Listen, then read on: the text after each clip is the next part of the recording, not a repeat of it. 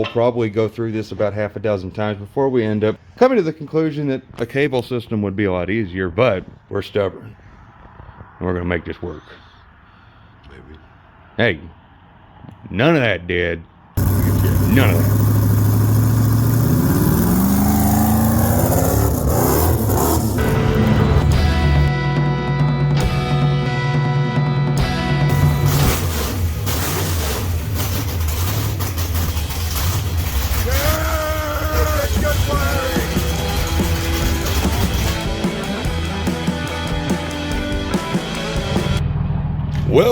Well, what do we have here? Not only that, but we have Michael, who just showed up. This is gonna be a heck of a little video, that's gonna be for sure. So welcome back, everybody. Jet Scott here as always with Scott Speed Shop, and don't mind my homeless beard look. It's wintertime in Kansas now, and well, as wintertime happens, I give up on shaving. So, the little projects for today was actually already kind of solved. One of them was figuring out why we don't have power to the ignition switch in the interior, and we have this little wiring diagram we got from Rob at Jegs a while back. I mean, it's been actually a few years. Got a whole bunch of these for all of our different cars, and these things are fantastic, and these people are still in business. And so we got those so we could chase wires, and basically determined it was either the yellow wire off the ignition switch or one of them orange fellers, because there's actually an orange feller that links into the neutral safety switch, which we do have an issue with Park, and we're going to get that resolved. But we got it to where it works with the ignition key now in neutral, and we were able to fire her up just a minute ago. Now, howdy Michael. Hi. Now my main task is going to be fixing this tunnel ram linkage, because I got to swap them two arms right there. So that way we can get everything hooked up and yada yada yada. Now that Michael's here, I could probably just make him do it, because he's already proven to everybody in the last video we just uploaded, which may date this video because you guys may not see this for a year maybe. Anyways, Michael proved with his hookers and blow truck that he is a master of doing tunnel ram linkage and making it operate butterly smooth. So Michael, you want a job? I don't know if it's that, I don't call myself an expert or anything, Well, you but did a damn good job on yours. yeah. You see that trailer full of concrete? Yeah, I do see. That's my job for the day. Okay, well, yeah, I'm not going to trade tunnel ram linkage for doing concrete, so. I don't blame you. All right, I'll do tunnel ram linkage.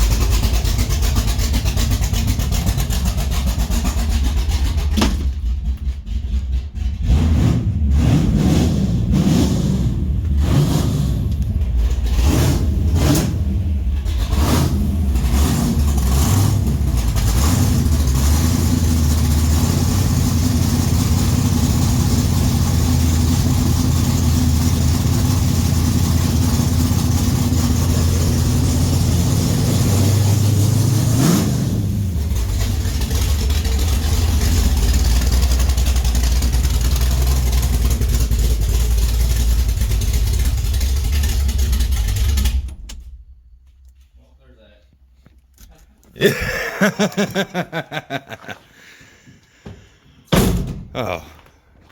She's burning a little rich. just a wee bit. That's the way the 84 is, but it runs so great, so I'm not messing with it. Yeah, I'm not gonna mess with the carburetors on this one yet because we got to do timing before we mess with fuel. Oh, you ain't done timing yet? Well, the distributor got a little bit loose and we bumped it. So, yeah, she's a little bit cantankerous on that feature. And need to make some carburetor studs. As Michael pointed out, I don't actually have to do any carburetor linkage moving about really, so get that done. And yeah, we still got header paint that's still technically curing. And yeah, we had plastic melting earlier. Yeah, perfect impression of our header tube. Only you paint headers. Well, it's staying. It's actually really impressive that there it is, this stuff. But in the white, the Rust-Oleum high heat grill paint, that stuff is, excuse me, fumey, but freaking good. I'm impressed. Really impressed.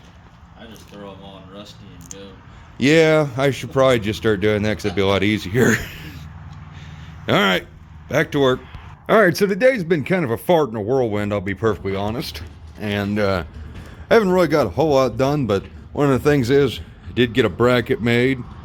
So that will help us run, focus, dang you, well, don't worry about that bracket, but it's so we can run our factory kickdown until the day comes that we can afford to get a really cool manual valve body for the old Duster. But right now, the main focus is getting all this stuff hooked up so that way when we want to take this car out, all this throttle stuff is hooked up and it works and we don't burn up this transmission, as they say will happen if you don't have that hooked up. So we're going to hook it up. All right, so about an hour ago, I came out here to basically hook up this linkage and stuff and try and get that mess, all three of those things to kind of work together. And well, now we're at this stage where we're tired of pumping gas down the dang engine, so yep, clapped wide open. Well, that's probably where this thing's going to mostly live, so now we're just going to mostly fiddle with this stuff, swap that bracket around 16 times, drill a new hole, probably go through this about half a dozen times before we end up coming to the conclusion that a cable system would be a lot easier, but we're stubborn.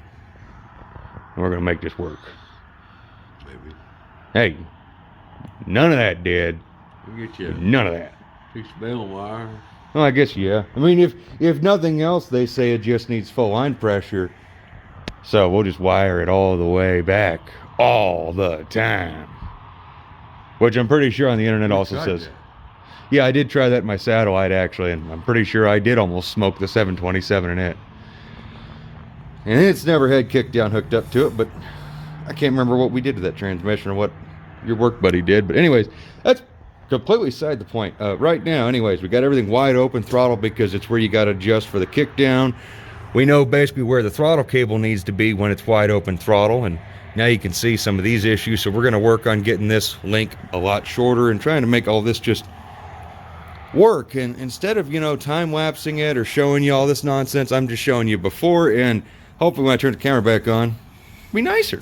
So here's to that. All right, so we're draining the float balls, and believe it or not, all of that, you know, pumping and all that stuff we've already done. That's how much gas was in those float bowls still, and that's kind of impressive. Those are Ultra XP float bowls. But I was just thinking, I was just telling Dad, I was complaining I got to put that back in the gas can, and then I realized, wait, no I don't. There you go. Oh God. Well, okay, maybe a little overzealous there. Oh. Well, I guess it's just like, you know, well, there it was starting to sound kind of like a Taco Bell night, but well, it's kind of like going to the gas station anyways. You always dribble a little bit, or like using the bathroom. You always do dribble just a little bit, so. All right. Get the rest of that fuel out of there. Maybe I'll clean these stains off my Duster. Probably not.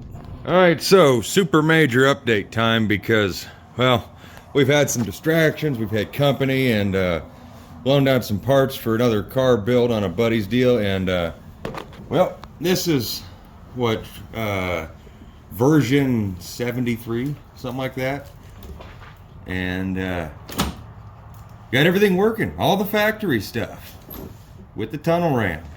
and follow the directions on setting that kickdown linkage arm. When this thing's full throttle, it's locked into the back of that, and it's got that little lever pushed all the way back into the transmission, which should be giving it full line pressure. You just saw it return on its own. So, everybody in YouTube land, all that is all the tunnel ram linkage with an extra doohickey, which this red was supposed to be on the back side, and I painted it like that intentionally to make sure I put it on the correct side.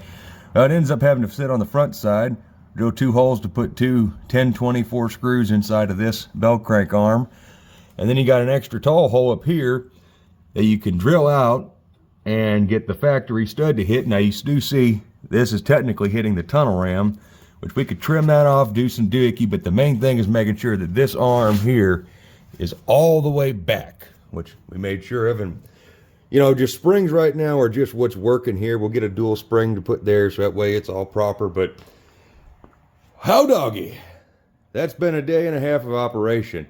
Also, you'll notice that the carburetor linkage arms are now moved down on a lower pivot point. That was something that Dad spearheaded, because having them up here puts it in a different pivot point, and putting them here is actually more of a 1-to-1, while you put it here, extends the ratio.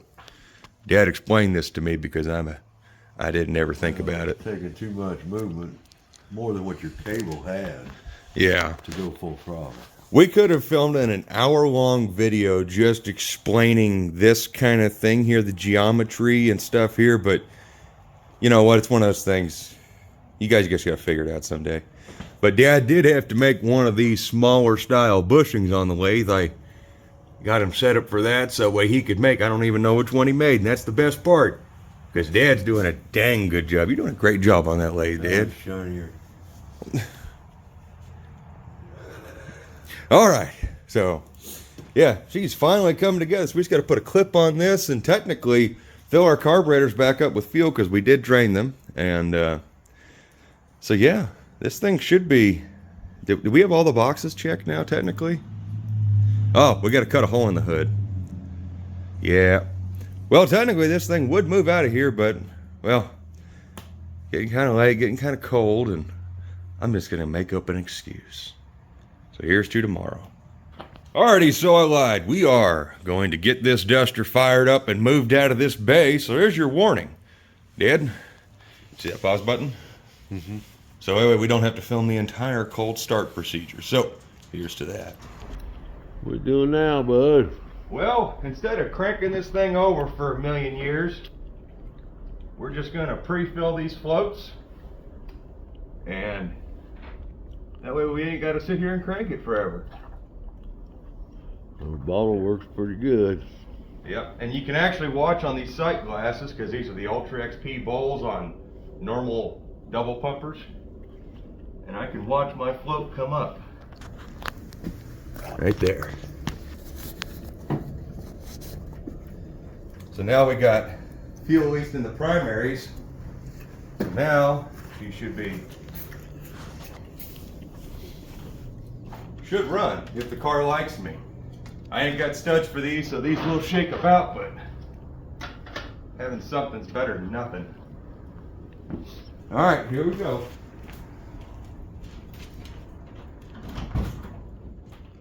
Not gonna stand in front of it.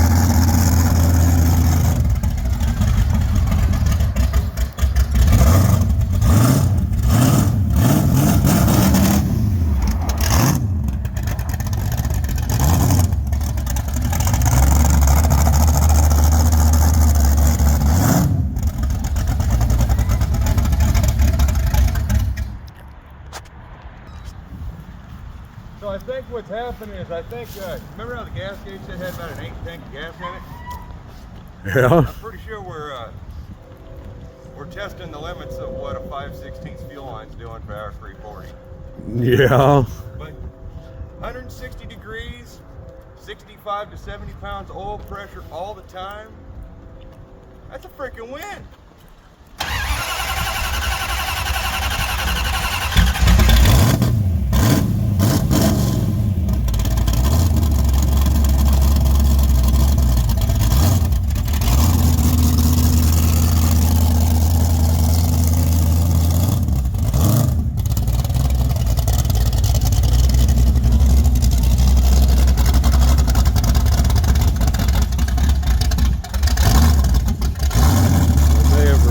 It just a little too much.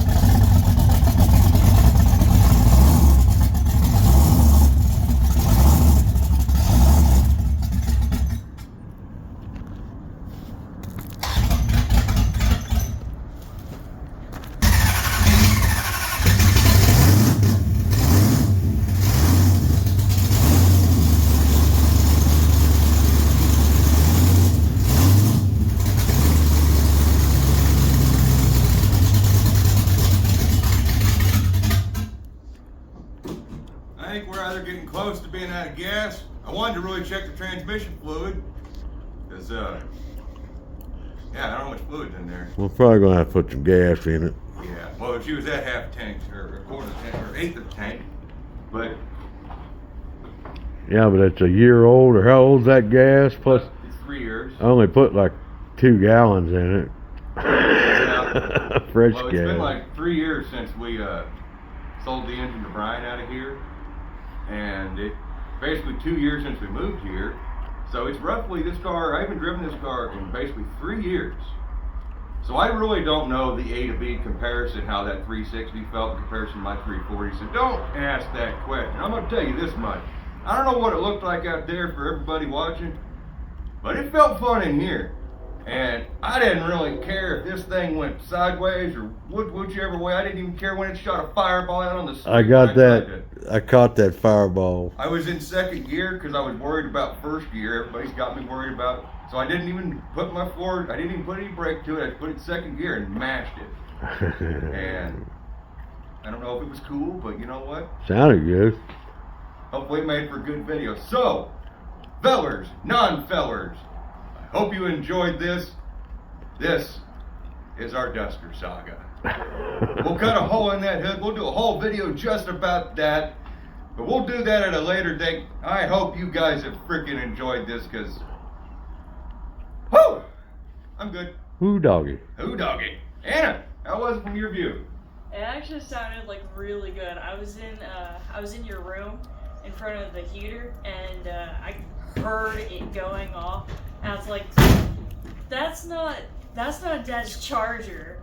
I was like, what is that? So I come out here and it was you, and I was like, hey, they got the Duster going. Procession of cars just driving by. Yeah, it was cool. We probably just woke up all of the farmers in the area. So, guys, gals, everybody in between. Anna, get your butt over here because you're making my big head cover dead. Hope you all enjoyed, and as always, look forward to seeing the next one. Hope you all have a Merry Christmas, unless it's already happened, and, you know. Anyways, whatever holiday's coming up, have a good one. So, as always, take care, and bye. Bye. Bye-bye. That is how chilly it is out here, actually. Yeah, it's really cool. Yeah, nothing like starting a high compression solid roller.